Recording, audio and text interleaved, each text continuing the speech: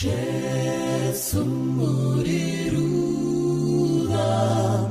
repa sharoni nasindino uya di peyongura ishenda onavanu varasanzira nyikaya vafata vanopembera nasindinochema isheni kwamuri tinzirewo tsitsi tinodanyasha nasindinochema isheni kwamuri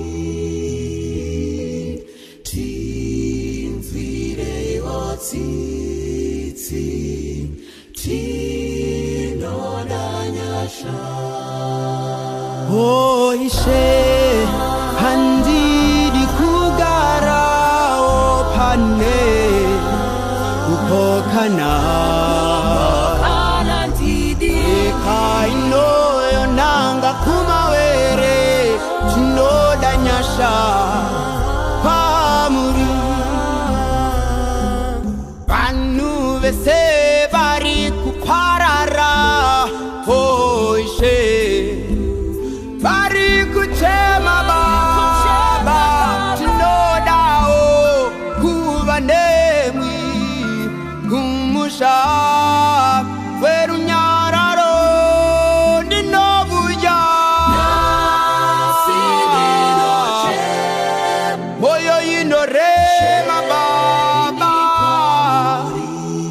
tinyaradze ishe wangu tinzwire tsitsi baba tinodanyasha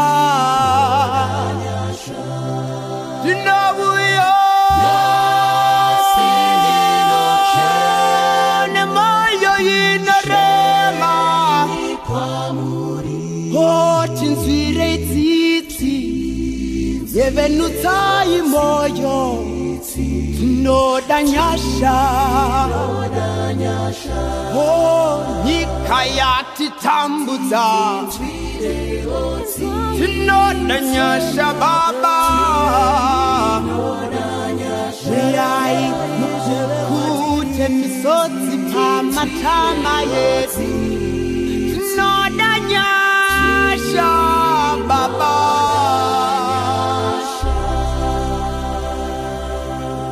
Kwazivai vadiwa vateereri nevatariri vedu, tinoda kukuchingamidzai kuchirongwa chedu Health Matters, apo patinokurukura nyaya dzeutano tiine donzvo rekuti tirarame upenyu unofadza. Quality of life yedu kana uine utano hwako munhu inenge iri nani than kana paunenge uchitambura neurwere.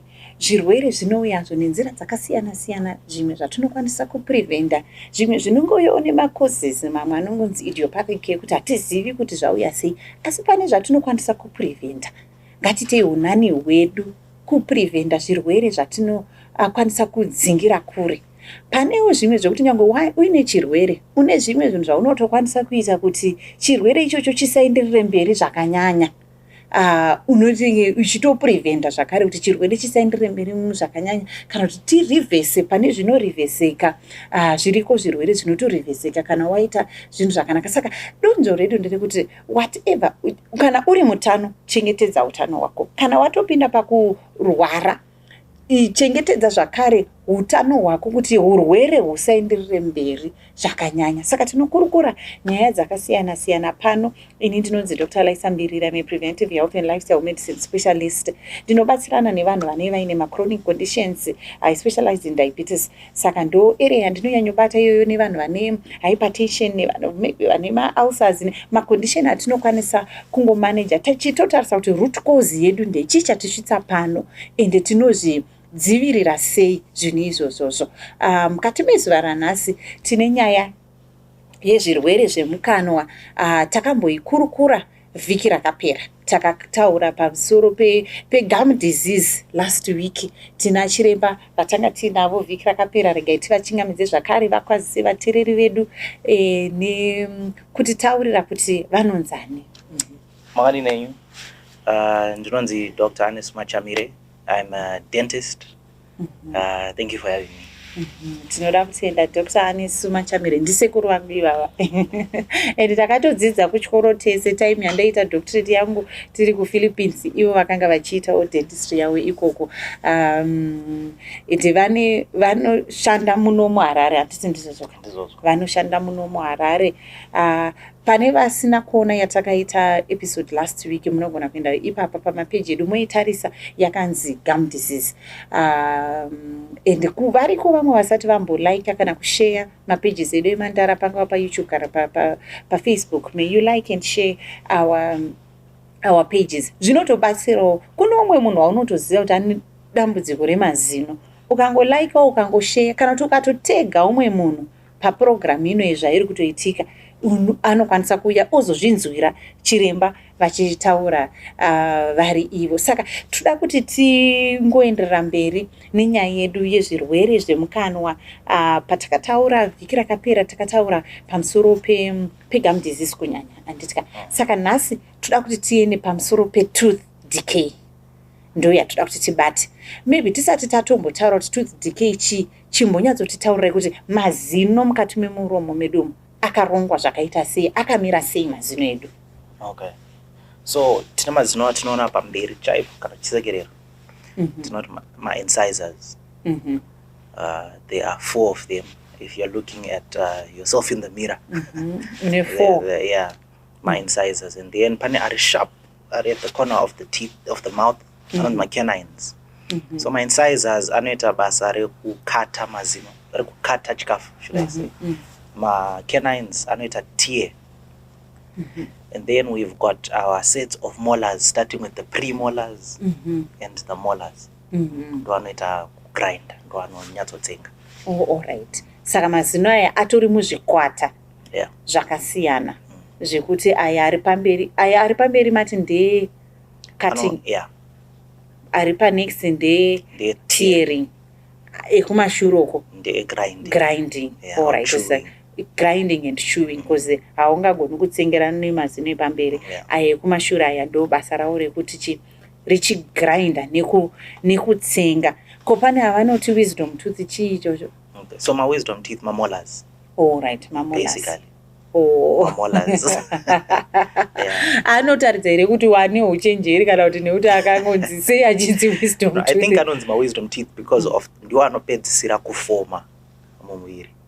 So paanenge achipedzisira kufoma kudaro anozotanga kubudawo munhu ati kure mbichana. 17, 18, 19, 20, 21 up to 25, you see. So I guess you are wiser then. All right. Mazino anotosvika kumunhu ku 25 amwe asati abuda. Yeah. Okay. Saka 25 ndo cap yatinayo yekuti kana asati abuda 25 tinobva tati haasi kuzobuda. All right. Munhu anofanira kunge ane mazino mangani mukana? 32. Yeah, that's an adult. An adult. Yeah. Ko mwana mudiki? Mwana ane 20. I think we can count. Because mwana haana ma premolars. Saka tavana chiri ma premolar pane 2 kumusoro, 2 kuzasi, 2 uko, 2 kuzasi. And then mwana haana zvema wisdom teeth. Saka makaita maths yachona ipapa. Arusara ari 20. Masara nemwana kana ndakanganisa. All right. Kana takatarisa pakuti kune vana pamatotaura zvevana ava. Kune vana vamwe vanononoka kubuda mazino, kune mwana kanobuda mazino kane 3 months, kamwe 4 months. Kune munhu anototambudzika kuti mwana uyu haana kubuda mazino. Zvinofamba sei izvozvo? Like zvekuti mwana unonoka. Inini I know my daughter akanonoka kubuda mazino. Zviri significant. Zvekuti takatenda kuna pediatrician vakati siyai mazino achabuda. So a time where we expect things to happen. Right? but this expectation is not a law. Hausi mutemo watinofanira kushandisirana. Vamwe ndofunga kwese muupenyu tina ma-expectations.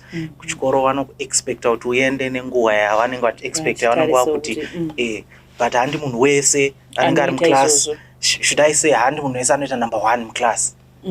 Tinenge tichidzidza zvakasiyana, tichikura zvakasiyana. Zvese zviri normal. Same thing with growth and development, right? Of course, we have spaces where we expect, but there are also variations to that thing we call normal, which are still normal. Pane vanokasika, pane vanenge vachitevera mbichana. Pane ripi kuti mubereki anofanira kuzonyatsova consent kuti mwana uyu tatosvika 6 months asina kana zino mukana. Paripo. So apa patachitaura normal, titi growth and development, muviri medu mune mutemo inenge ichiteerwa nemuviri. Mutemo iyoyo mukufamba kwatirikiita nenyaya yezvinhu zvakasiyana-siyana, nenyaya yeurwere hwakasiyana-siyana, zvatinoexposewa kwazviri zvakasiyana-siyana, unogona kuchinja mbichana. Wakachinja mbichana apa toti hapasina mutemo. Kana pane mutemo wanga uchiti chinofanira kunge chichiripo, tinokwanisa nyatawa pakuti hachisisipo. And so, of course, this is where consultations and exams, consistent or constantly, are important for us to actually see kuti normal, tisiri isu tichati iziri normal. And mazino asati abuda anotanga kutofoma mumabhonzo. Meaning if you take an x-ray there, you can actually see them. Also saying kana asipo haoneke anenge asipo. Alright. Kana munhu achizvarwa, mazino anenge arimo muzasi ere kana anotozofoma azvarwa. Imo muzasi imo mumabhonzo imo. Anofomwa. Wazvarwa. Alright. Anofomwa wazvarwa ozotanga kubuda. Anototanga kutobuda. Anditi ari 6 months uku ndokwatotarisira kuti mazino anotanga kubuda. But panotanga kutobuda ipapo zino rinenge risati ratopera kukura, rinenge riri kutofoma. Richiri kutofoma. Kune vamwe vanotokasika unoona ne3-4 months kakutobuda kasi. Kune vanotozvarwa vainawo. Exactly. Nada kutoenda pakutozobvunza kuti kune kuti vana tinozvarwa vainato. It's something that is a little bit abnormal. Chinenge chaitika of whatever instruction inenge yaningirikeni. Right. Kuzinda pane panotonzi mwana anozvarwa ainawo, vamwe anotobviswa kuti anofanira kutobviswa kuti anofanira kuzvarwa ine mazino acho. Vamwe anenge extra. Vamwe anenge atori iwo acho. Alright. So zvinosiyana. Ko ipapa andizivi zvangu pamatsika nemagariro evanhu vechishona vane vachiti munhu anofanira kutanga buda mazino ekuzasi. Munhu akanzi abuda mazino ekumusoro zvinotonzi aidha meno pane zvimasuperstition zvakangozara pekunzi mazino haafaniri kutanga kubuda ekuzasi. Kune mutemo here wekuti mazino ngaabude anotanga achibuda akadai? Pane pattern isusu zvatinoita kazhinji kuobserva zviripo. I think what science does is really to observe and to try and explain what is there. Hatigadziri. Saka mukuobserva umu pane mapattern just like zvandataura ini ndakati zvoni vanhu vanotanga kubuda mazino around 6 months. Atototaura ndepazasi 2. Anobuda ari mapairs mazino aya. Anditi. But what is happening out there is vamwe vanokasika, vamwe vanononoka. Anditi. Just like there's a variation like that, I don't think there's anything that would be criminal. Kuti mamwe utange nepadenga. I don't think so. Mukazotarisa kuculture yenyu yechishona kune zvimasuperstition zvimwe zvekutoti vanhu vanobva asi tikuti kuneme madentist achizi chinhu chekuti chingava chanyanyonzi pane something chiri wrong kana kuti pane chirwere chiri pamwana uyu chaita kuti abude mazino epamusoro epasi asati abuda. Isusu chati tichida kuti mazino avepo. Mazino avepo weza kuti anotouya hawo. I don't think there's a problem. All right, that's fine. Saka patangotsanangura zvemazino kuti akamira sei nekubuda kwawo kwaanenge achiita nechichi. Ndoda kuti titsanangure, ndine bepa riri panapa riri kutsanangura pamusoro dental problems and tooth disease. Ndinodaira kuti rikuti torina mufananidzo vachanyatsotiburitsira kuti tinyatsoona zviri panapa. Pari kuburitswa zvirwere zvinokwanisa kuitika pamazino. Takakurukura zvegum disease. Saka patoda kuti tinyatsofamba nemazino iwawawa. Pane pekunzi toti ngatiendei pekuti kune vamwe vanhu angori nezino riri sensitive. Harina kuora. Asi kuti akanwa tii zino rinodairira. Akanwa mvura inotonhora, akanwa dhiringi riri kutonhora, zino rinodairira zvii zvine zvichiitika. Handifungi kuti pane chinhu chakadaro. Kana ndiri kuti handifungi pane zvinhu zvakadaro, I'm saying I don't think that is normal. It is not normal. Hapana vanhu vekungoti vangori like zvakasiyana nepatachitaura kumuduro kemazino kuti aya mazino anobuda zvakadai that's not normal. Kana zino rako rasensitive. Handifungi kuti Mwari akatisika kuti tinge tirwadziwa nemazino. Okay. And it, because sensitivity apa takutotaura different thresholds of pain. And it kuna umwe munhu anenge akasima kuchana ari kuzviti haindiri sensitive, which is part of the problem yekuti zvoni munhu anenge aine a very big problem but iye anenge achiti zviri right. And I don't think teeth are supposed to be sensitive. So to your question yekuti why zvichidaro, and I think it comes back to kuti zino rakamboita sei. Ndingada kungori explain. I think I would basically talk of 3 parts of the tooth. Yes. Takasmile, takatarisa pamira, tinoona the white. That's called enamel. Under it, pane a structure inoita make up most of the tooth. So enamel inongowanikwa pamusoro pezino apo patinoona mumuromo chete. Ndopa inowanika. But the most of the tooth ine yatinoti dentine. Center petooth. Ndo pane pulp. Or to simplify it, chitara zvinhu zviri in context. Ngati ndo patinowana nerve yezino. Shona kuti tsinga yezino. Saka zinotori netsinga. Zinori netsinga. Anditika. Saka takatarisa kana from what we are talking of the structure of how teeth and the gums are related. And it magums are kukava zvimwe zvese. Enamel ngati chi the crown of the tooth that tinoona isu ndo rinofanira kunge riri mumuromo. That enamel is not, if you are drinking water, protects you from that sensitivity. All right. You are supposed to be fine. As long as your enamel is intact, you are okay. Right. And this second layer, and the tower, iri pakati pe enamel ne pulp. Or ne nerves. Right. Some would want to describe it as my pipes. All right. And it which run from the enamel to the nerve. Right? So once we expose that, that's where the sensitivity starts to come. If we were talking, so basically the question is, what has caused that that exposure? Exposure, yeah, maybe exposure and we can have it in 2 directions. We have tooth decay, cavities, gomba, and it. We are basically saying that enamel is disturbed. Pane buri exposure. The dentine or the nerve, depending on how deep you are. All right. But also on the side of gum disease and how you take care of your teeth, if your gums recede and they go away, now your dentine is also exposed from the side. And that's not a decay issue, but again, if your dentine is exposed, sensitivity. All right. Saka nguya vataitaura vemagums vai vanogona kutoti nekuti waita gum disease gum yako yadzika saka waku expose zino rako dentine yako expose saka watu nini sensitivity. All right. And then kana tichizoenda pane munhu panotaura kana kuti zvemadental caries. Madental caries ichi. Okay, so anachiti tooth decay apa turutaura a language where everyone would get. All right. But if we are talking of it as a disease, the name of the disease is caries, dental caries. So dental caries is a disease. Ndo dental caries ndo kuora kwemazino. Ndo yatoti tooth decay. Ndo yamwe anoti cavities. Ndo yamwe yamuri kuti mhango. All right. Saka muri kuti ma caries and cavities zvinongofanana. Okay. Chinwani chochocho. Mazino anoora nei? Ichi enamel chinogadzirwa nechi. Okay.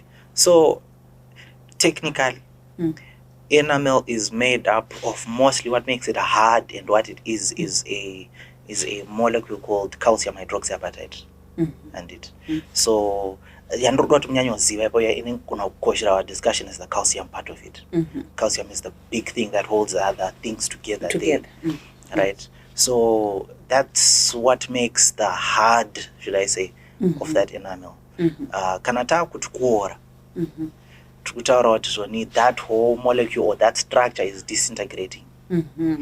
Specifically mukuora, Just like we would talk of any other disease, trukuti pane a cause.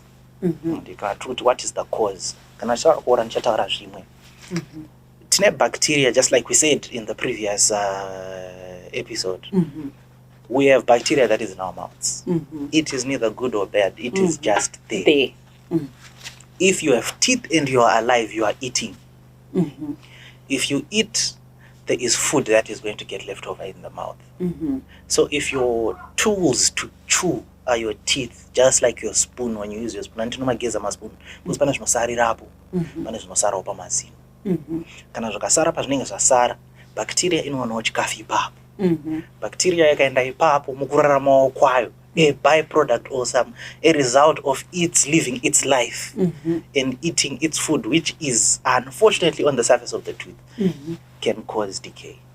Tingaiti decalcification. Tataura kune calcium. Calcium dissolve because pane an acid environmental activity rukuitwa mukurarama kurikuita bacteria. Saka bacteria inogona kutongoti ichaproduce zvinhu zvinodya zino. Kanti calcium iyeya pakuita decalcification. Saka tikataura nyaya saka macaries anofoma sei, like ipapo ndopekutoti ko pane vanhu vekuti mazino ake akaita kabrown. Zvinopati yekuorere kana kuti zvinodepend. Pane kabrown kasine kuora. Pozoita kabrown kanene kuora. Kabrown kasine kuora kakaita kasine kuora pane rikanditaura ndichidayozo kunormal mazino emunhu haasi white, or should I say white does not necessarily mean teeth are healthy. And that white enamel ndiye white, but yandati dentine actually ndiye yellow. So a reflection of that yellow means your teeth actually creates a hue that says your teeth are yellowish. Kune vamwe vane mazino akaita yellowish zvekuti nyangwe akakwesha munhu anongoita kunge ameno ane chiplaki chimwe chiripo. Pozoita plaque. Vazhinji vanofamba vachifungidzira kuti plaque iyo itori zino. Such that I have had this misconception of someone saying ndakanocleanwa mazino ndopakatanga maproblems angu. Or rather, munhu anga ane gum disease kana muchirunha zvatashara regum disease. Munhu ane gum disease mazino aya asisina support, but pane this plaque yakabata mazino aya. Sipatoya chicleaner ndoyatobvisa, taibvisa wochinyatsokuona zviripo. Ubva fungodza zvakonzereswa nekuti ndanocleanwa mazino. So because unokwanisa kusara wakunya more sensitive wabva kunocleanwa mazino. Except it's not like kucleana mazino ndokwakonzeresa. And it's that gum disease yakonzeresa. Apa yachizonyanyisa apa payango exposed, and in that exposing we are trying to arrest it, but to arrest it you basically are going to go to where exactly you are. And then of course there are other conditions. I see a lot of people pane inonzi fluorosis. Inoita form a yellow line. For some people it can have patches. That one is brown, right? That's one thing. That's something else which is not decay. For decay, it's usually typical if you look in the mirror. For most people, I'm saying this because they say this is a study that was done in the US, I think a year or two ago. They said 40% of people, right, the human race, probably should we say they're in the US, has experienced toothache. And they would say about 80%, right, of people over 35 have at least experienced tooth decay. Meaning, for 80% of people, when you look in the mirror, you may see that there is a brown line or a black line on your molars, on your back teeth. That's decay. All right. Kana wakuona ka line kakadai ke black you up. Mazino atotanga kuora. Okay. Saka kana pakuzotaura zvinhu zvekunzi kana apana pandikutarisa papepa rangu panapa pari kunyorwa nzi palpitis. Yeah. Okay. Saka apapa takatarisa zino and tatizvoni if anything touches your enamel you're okay. Wakanwa mvura uchita zvauri kuita you are fine. If we are talking of decay inoita kuti that structure of enamel at a particular point where the decay is happening quite a week. So anti muchakontinya muchidya zvamunenge muchidya unozonzwa munhu achizvoninda zino rangu rakadambuka kana kuti rakaboka ndidya chingwa. zino rakasimba hariborwi nechingwa. But tati pari kuora kuti that structure, if you look at it as a building, that's not kuti structure weak. And yane weak spots pari kuora ipapo pari kuita weak. And it saka if something goes there, it breaks. So this might not happen overnight. It may happen. It takes time, right? Because one of the factors that that allow decay to happen is time. And it's like if you leave it like that for a while, you end up. It's not a chereka wapina mdentin sensitivity happens. That is what we are saying with sensitivity. Is not something depending on how your pain threshold is on one or no, just ignore. And it because sensitivity, but something and it keeps going deeper until you start to get to the nerve. So sensitivity palpitis. Okay. That sensitivity. Saka zinora ora kubva pa enamel yabviswa yasvika padentin pai yatozobata pane nerve. Kuora kwako kwadzika kusvika kunerve. Saka na truth palpitis tinenge tiri mudentini momo. But tasvika kunerve. Palpitis anosiyana as well. All right. But maybe an important thing to note for people, I get a lot of people saying, feeling imari, and it or munhu anenge atorine solution for something, except the reverse is true. Depending on where that decay has reached. Right? Kana uri sensitivity, we call it a reversible type of palpitis. It's palpitis. It's an inflammation of that nerve of the pulp. And it will irritate because pana ziri kusvika. But inoreversika ndo patinoisa feeling. All right. Meaning tungobvisa that decay to reveal the truth. I'm not feeling. All right. But sometimes if that irritation continues or if that decay goes deeper, you have to shika at a point where we now call it irreversible. Feeling ajabatiri. Aisisirio. Chinenge tatua kumwe. At times a lot of people nanchataura kuti vanhu vanowanzo kuuya ku clinic kana vakurwadziwa. Ndopaya sensitivity, aisiri sensitivity because we are now closer to the nerve. It's now even pain. Side and a feeling is not going to help you there. So again, that's where that consultation thing is important because we actually want to find out kuti uri papi. And it kana tiri kutarisa pane pari kunzi calculus inokonzerwa nei? Okay, so calculus iri kufoma patiri kudya, should I say, not directly, but pauri kudya pane chikafu chiri kusara mumuromo.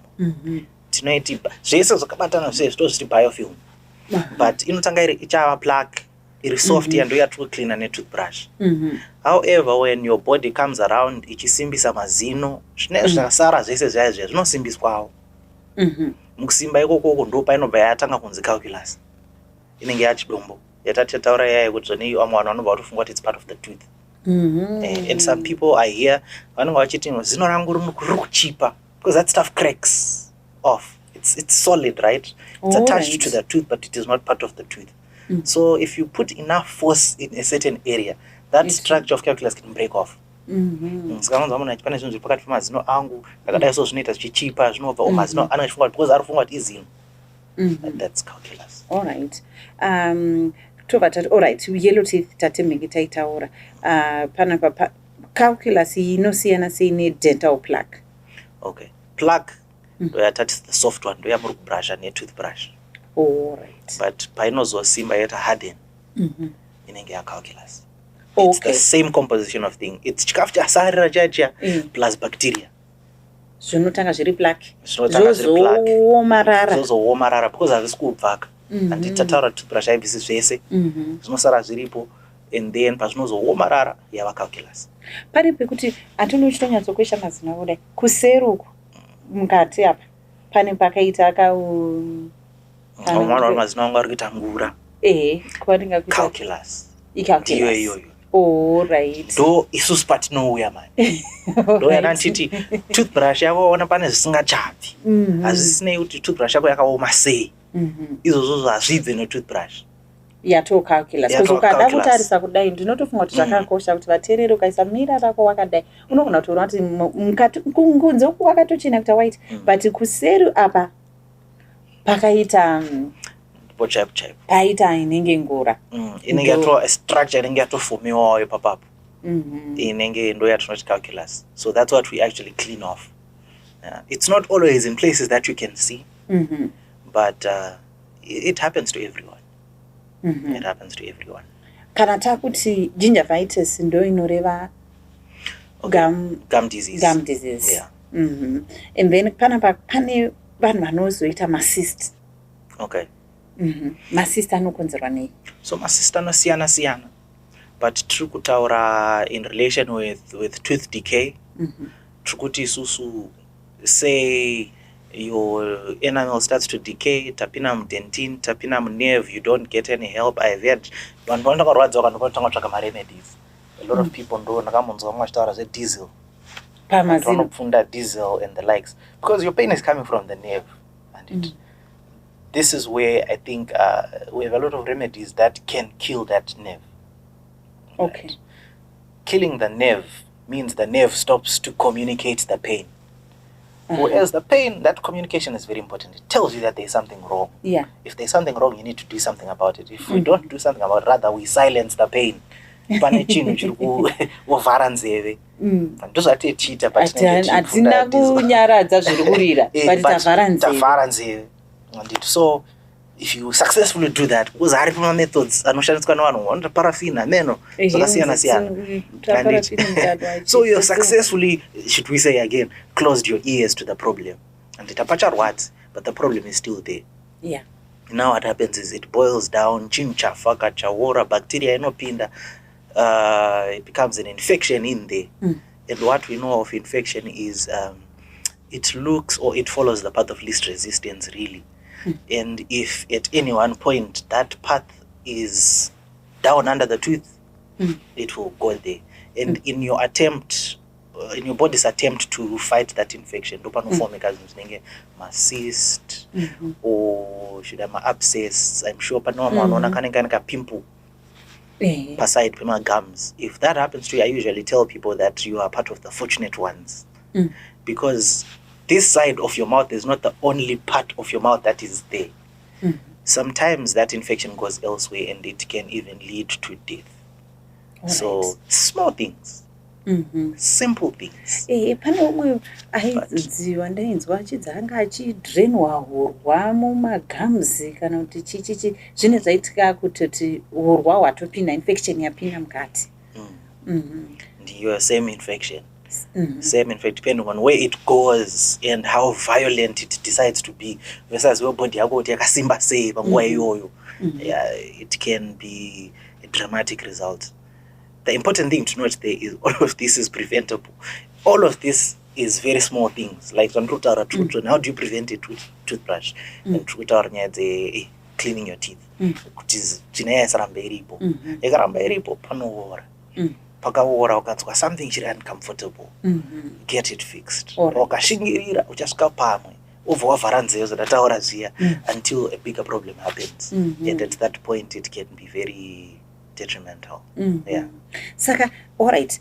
Vekupreventa variko, vari kupreventa, uri kukwesha, uri kuenda, but pane pekusvika pekuti iki zvinhu zvinoraora.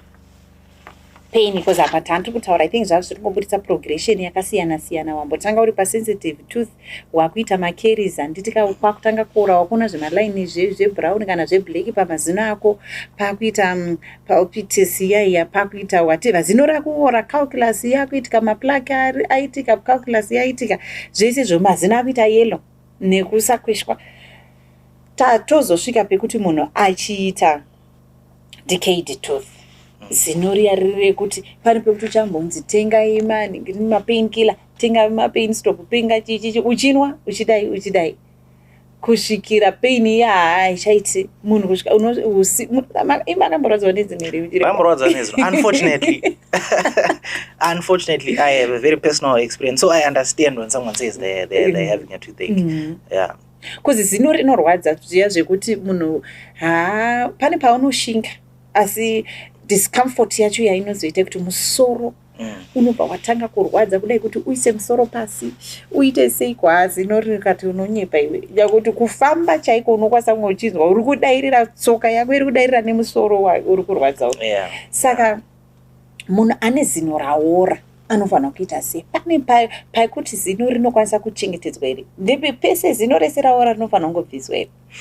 Kwete.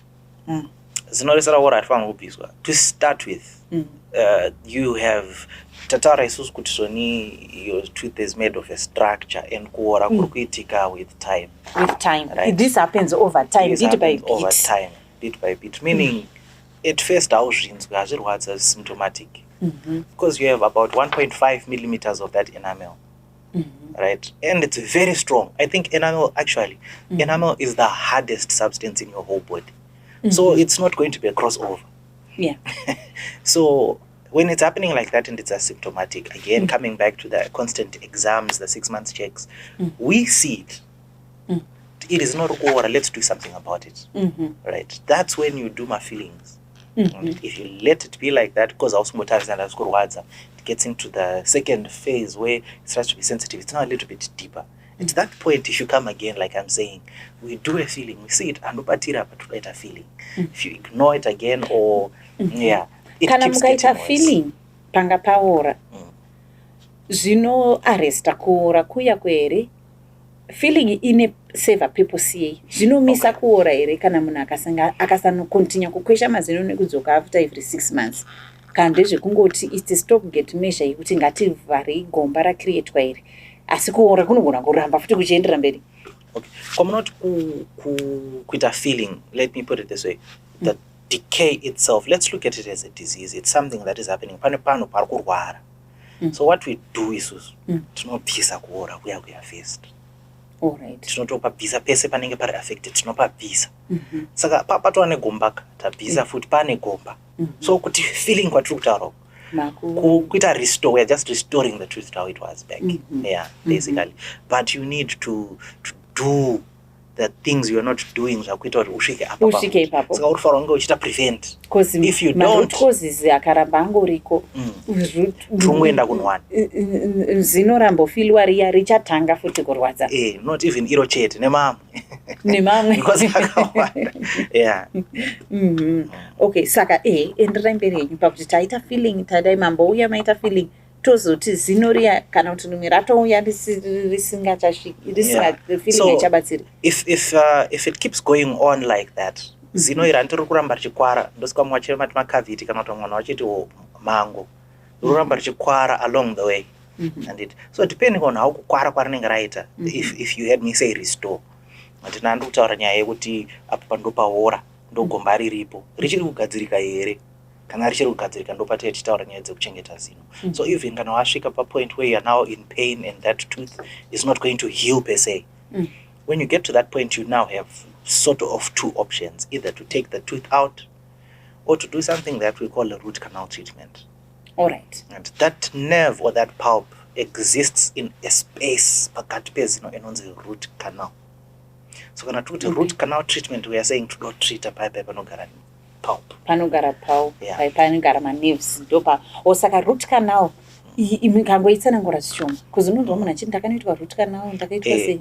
Kuti susu zino rasvika at a stage where the pulp or the nerve is now in a state where hachapori. Rakutoenda unofa kana tuti harichapori and ndopa rikurwadza. But ipapo ndo pane problem. Ipapo type. Skana root canal, we are just dealing with the cause of the problem. Turungobvisa tsinga yato clean zino. Tovatari vakafuti. Kana richiri kuvakika. All right.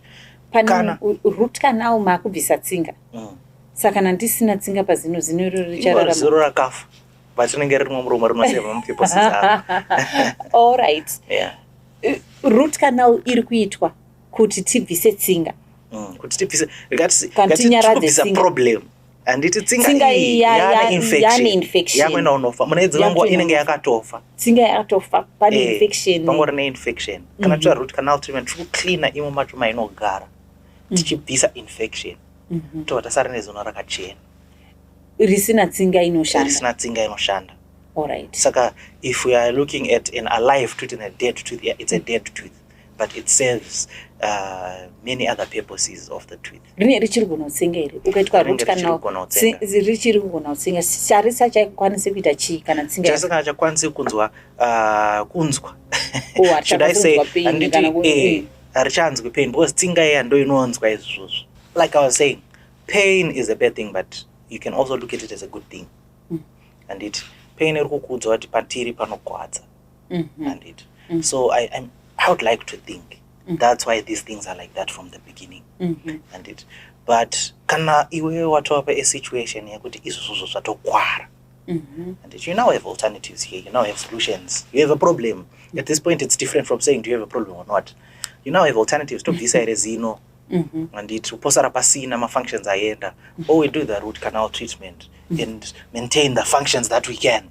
All right. Basically, that's I would like to think that's the thought there, where if I would put it in different words, mazino hararamari 1-1. It's a system. Itori in motion. I like to say it's in dynamic equilibrium. Right? There is a motion that is there, but the motion is static. Should I say? Because so there is motion that is happening over the years that we don't have to get into in detail. But once you remove a tooth, the drama, you start to see it. All right. Yeah. So visa zino apa pane gap. Kana mazino anga aine hunhu yekutsvagana, should I say? Wakuchinyatso kutoona kuti ari kutsvagana manje. Riri padenga iro ranga rakamira pariri because ranga rakamiswa. Rakutanga kuda unotsvaga rimwe. More problems will come. Ari pamaside akutanga kutsvaga. Pakutovhurika kumwe kwangu kwavharika. Because of that. So whenever we can, we advise, let's save the teeth. So if your tooth gets to that point whereby it is going to die, or it is already dead and you are in pain, and it is still a good tooth just looking at it, if we can, root canal treatment. That's what we do to save the tooth.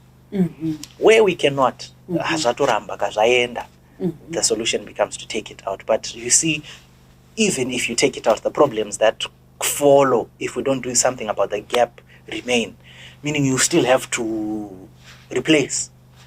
All right. The tooth. Saka kana muchitoti ndabviswa zino iri nditori nezino randakabviswa ndabviswa zino ari kumaside kwacho anoita sei, anoda kukava gap iroro, saka anenge achifamba achienda kumberi achienda kunosangana ndozviri kuita system. But because kumberi hakuna kokuenda, because kune rimwe hakuoneki kuti ndo zvaari kuita. Mazino edu anofamba. Okay. Ane tendency. Ane a tendency to move. Right? But that movement is not there. You want static motion. Right. Because zvakabalansa. Wakabvisa chino. Waita destroy that balance. Once you destroy that balance, you start to see the results. Yeah. Saka aya ari pamusoro parakudawo kutsenga but ripasa hapana. Rinobva ratanga kuenda kukura richienda kunotsvaga rimwe racho. Oh, okay. Yeah. Isusu tiri true zero hapasisina. But iro rinoramba richinotsvaga rimwe racho. All right. Yeah, and when that happens, in my mind I can see tambotaura isusu kuti root arifanira kunge riri muromo rakakavwa nemagums. Chinhu chinoona chete crown. Now imagine tooth rova raramba richibuda, root exposed, root dentine ear, sensitivity ear. Okay. Right. Saka kana watongotanga one problem ukabviswa zino, watocreata mamwe maproblem ari kutouya, yato a cluster of problems dzicharamba dzichiuya. Which brings us back to that prevention story when first of all iwewe kumba and you are dealing with it, but you also need to constantly go for those checkups kuti tione kuti pane pari kupotsekana here kana pari popugadziswa panguva iyoyo, because the longer you wait, the more the problem, the harder it is to solve. Right? Tagana ma-root canal wakasasvika panguva yekuti root canal yacho nayo because iwe wavhara nzeve yatataura iya and zinoramba richidyika because decay ndo iri kuitika, ndoramba richidyika svika maybe pasara something chisingachagadziriki chakuda kubviswa. Kana chakuda kubviswa vamwe vanobva varamba vakadaro, isusu tikubva that's what we are trying to get into our minds kuti once you take that tooth, I would say that is the only option that is there at that point. You want to think of replacing it to restore that equilibrium or that balance. Oh, okay. Kana tichitarisa kuti zino remunhu, kune vanhu vari kudzimba uko vekuti anobati parwadziwa nezino anobva atotsvaga kana kuisa pama WhatsApp group, zino riri kurwadza tipe home remedy, izido saka oita kahome remedy kayombonzitsenga garlic isachakati isaikeini pepa funda parafini izvo zvanga zvichataurwa izvozvo ari kungovhara nzeve dzake problem haina kusolveka. As far as I see it, that's what I think. Saka at which point should a person visit a dentist paanonzwa pain? Toti ndambonzwa pain ndofana ngoti ndiva ndangoitawo kamunhu kanoteta here ingoti ndatanga kungonzwa kuti nyiri ndotouya kudentist kana ndofanirwa kumboshinga kuti zino rangu raswera richirwadza saiwa pandazodira ameno castor oil pazopora. So first of all, if you visit your dentist every 6 months, zvinoonekwa zvisati zvatombowa a problem which you can say kuti zino rangu riri sensitive, because tatotaura kuti kusensitive kuita sei tinenge tatofamba kana tatosvika ikoko kana zino rako rakutorwadza dambudziko ratokura. So all these things could have been picked up zvichiri very small along the way. But kana watosvika ikoko, and this is what makes people go to the dentist a lot of the times. It's the discomfort, it's the pain. Quality of life yatodzika kapo. Unonzwa kuna akutoti ina handidye neuko. Ndodya neuko chete. That's not normal. It's not normal. Life is supposed to have a certain quality to it. And it must not for kungodya kushandisa kwese. Saka wangufanana kana munhu asina mazino. Kana usingachagoni kumashandisa. Saka maybe dzimwe nguva kutoshaya ruzivo runoita kuti tibva tati asi kutori nevanhu vari consistent zvekudaro zvekuti every twice a year anouya kuzokweshwa mazino zvekutodaro variko. Saka chinhu chakakosha vateereri vedu ngatibatei chinhu ichi kuzotanga kurwadzwa nemazino kana wakuzoda kuita zvemahome remedy dambudziko ratokura pawakutanga kunzwa tii chikurwadza pauri kuyinwa dambudziko rako ratovapo kutanga kwekuti zvinhu wakunzwa kuti inonzi pane chapinda muzino patoita buri hachisi chinhu chekuti tinokwanisa kusolva nemahome remedies. Mahome remedies hongu ane basa rawo handiti ka ane purpose yaanokwanisa kusevha pane dzimwe nguva dziri papfupi, asi zvaakutoda kutoti tiende kunoonekwa nguva ichiripo. Zviri nani kuti zino rako risevheke pane kuti uzoenda kuna chiremba votosvika kuti iri zino iri ndere kutongobvisa straight away, hatisisina zino hapasisina rakatoora ende tsinga dzacho infection mutsinga muya yatonyanya. Saka zvinhu zvakakosha. Pane patinongofarira kuti hatikaende kwachiremba handingadi. Of course mari inodeterminawo hayo kuti vanhu vanokwanisa kuti kunobviswa zino kunodini, but ndinodaira kuti nyangwe kuzvipatara zvedu zvehurumende vanhu vanokwanisa kuenda kunobviswa mazino maybe nemari iri not kunobviswa sorry kunotariswa handitika because hatisi kutokurudzira kuzongoenda kunobviswa zino. Tiri kukurudzira kuti enda unotariswa mazino ako kaviri pagore after every 6 months. Zvinobatsira kuti tiprevente pane zvimwe zvinhu zvese izvi. Maybe let me just put a disclaimer there. And I am not necessarily going against home remedies. And I do not have anything to back them up. Yes. And now that said, we have what we have for different situations, and we would like to exhaust that. Yeah. Panama problems vachatishamisa. And mwari akatisika munouto unoshamisa. Panama problems, there are a lot of things to learn, to know. Pane zvinhu zvichiri kugadzirwa zvichaita better probably in the future. And if I was you, should I say, I would do other things after I have exhausted what is there zvaramba. It only makes sense. Yeah, ndizvozvo. Yeah, of course. I think ipapo zvakakosha patati mahome remedy ane basa rawo. Tinomashandisa kunyaradza pain pamwe papa, asi kuti tikaramba tongomashandisa dambudziko richienderera mberi kana home remedy yako isiri kuadresa root cause. Dambudziko iro rinotozokura kusvika zino ratozooresesa zvekuti rakutozonobviswa. Saka pauri kushandisa home remedy zvakakosha kuti uwanewo chiremba anokwanisa kubva kudentist anobatarisa kuti apa izvi zvatava izvizvi iko kuora kwacho pane here zvinhu zvekuti zvinodyiwa zvinokasika kuti mazino aore kana zvinhu zvinoita ipapo pakudya kwatinongoita apa. So they say in an acidic environment, the more sugar intake you have, in my opinion, it is more dangerous to increase the frequency of eating. And it pesa paunodya mumuromo munochinja environment to cater for that digestion atati yataura pana zvinochinja that basically muromo unova more acidic panguva yaunenge uchidya uchipedza kudya unodzokera pawanga uri and if you notice kana patataura nyaya yekucleana mazino atinombotaura kuti zvoni everyone must clean their teeth zuva rese atinombodaro because your body has a normal space yainayo inocontrolawo zvinhu and when we start to do things like if we snack throughout the day, snacking throughout the day, mangotaura nyaya yemasugary foods throughout the day, I think it's a more considerable thing if you look at it. Kuti isusu paunodya makuseni muromo wako munoita acidic, mazino ako anoita weaker at that point, such that I would actually advise, or rather the correct thing to do when you brush your teeth is not to brush your teeth directly after you've eaten. You want to brush your teeth about 30 minutes after you've eaten, because this 30-minute period after your teeth are the weakest. So now imagine the drama atachataura yema hard toothbrush. Okay. So this is a time in your mouth where that tooth is actually the weakest. And oh boy, I hard toothbrush it exacerbate things. So in terms of decay, they become weak, and then things go back to normal, and then next time I'll just stop at lunchtime but now imagine someone who is going to be eating throughout the day. It means whether you don't have decay or not, your mouth is now just an acid throughout. To exaggerate things yes, a little. Yes. You have just created an acid. Right? And it's ma carbonic drinks, ma fizzy drinks, should I say. There's an acid in the drink that is making it whatever.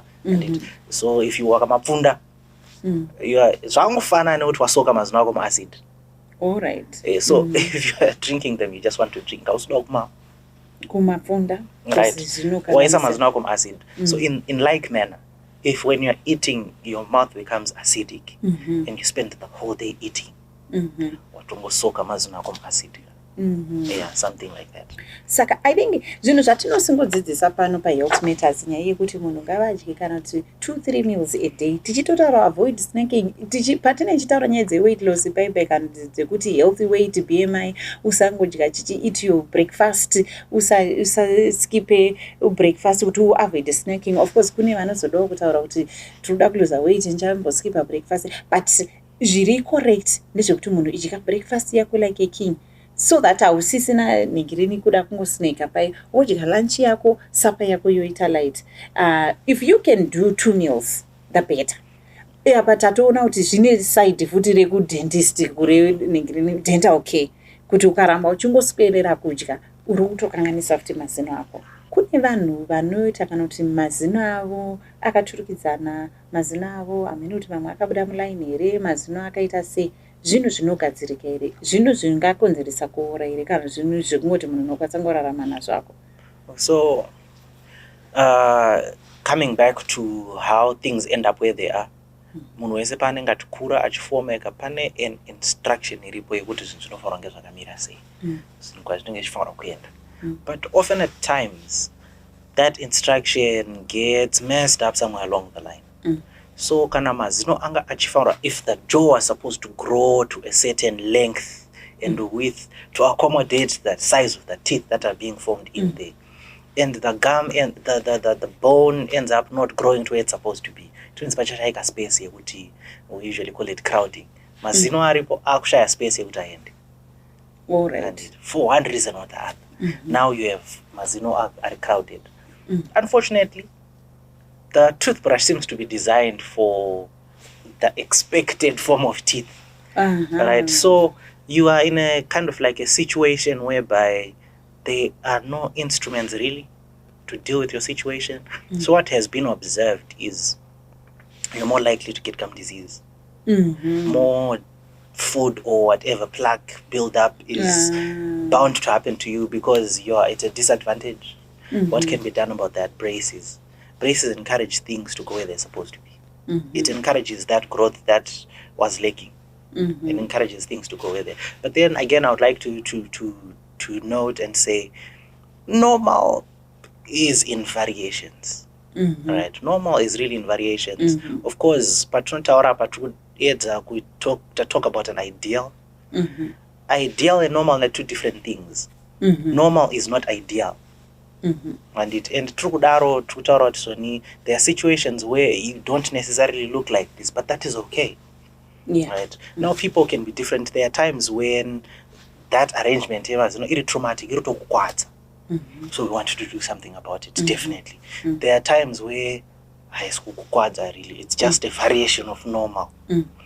There are times where it borders into your psychological space, Mm-hmm. because people are different like that. Mm-hmm. There are solutions for that. I think the big thing to hear there or to note is, things can be fixed. All right. Saka na mazino iwawo pane ripi kutonzi munhu ane mazino arifana kutobviswa mamwe aita pane munhu anoita mazino ari more than 32 here kandi issue. Okay. Mm-hmm.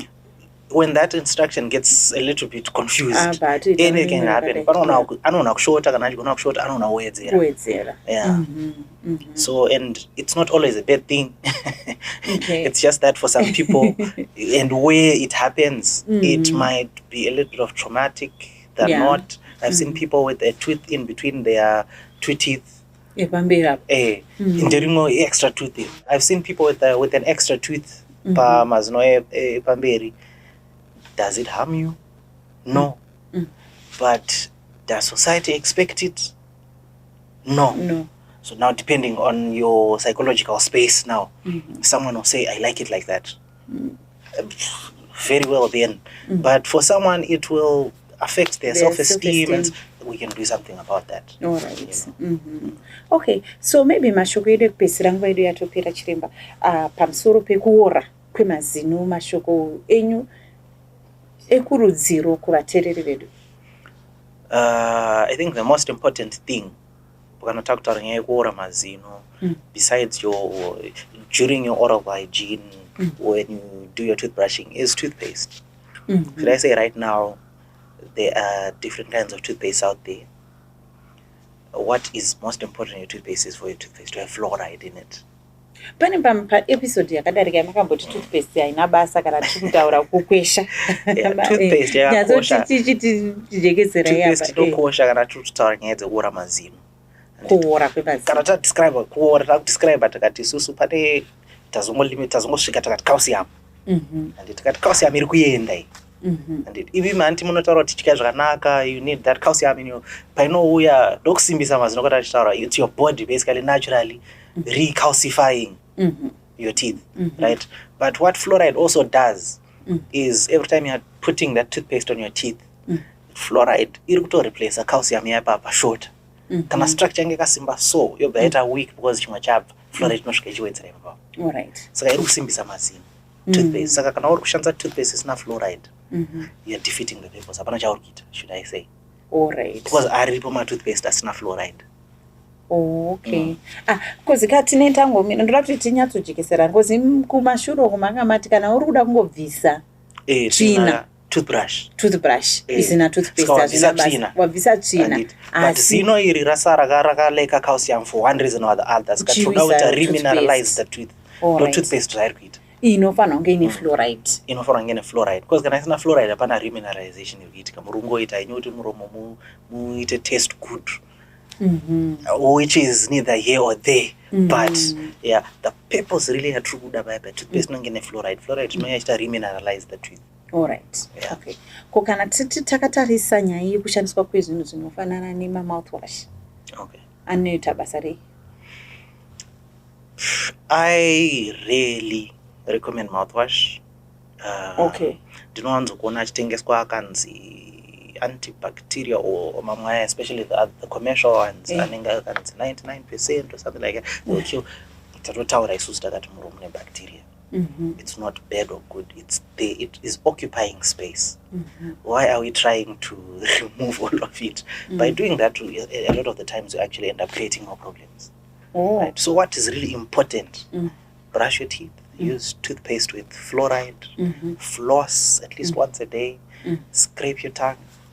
Really, you should be able to see your dentist and get that clean every 6 months. That should be able to keep your teeth for the rest of your life. Okay. Kune vanhu vasingatori pane zviri possible here kuti munhu anga atosvika 80 years 90 years mazino asina namboora asina mborwadza. Ndinotomumaona variko. Okay. For interest sake, when we're at school, right, the curriculum is teaching you to treat. And so you would have to go and look for people to treat.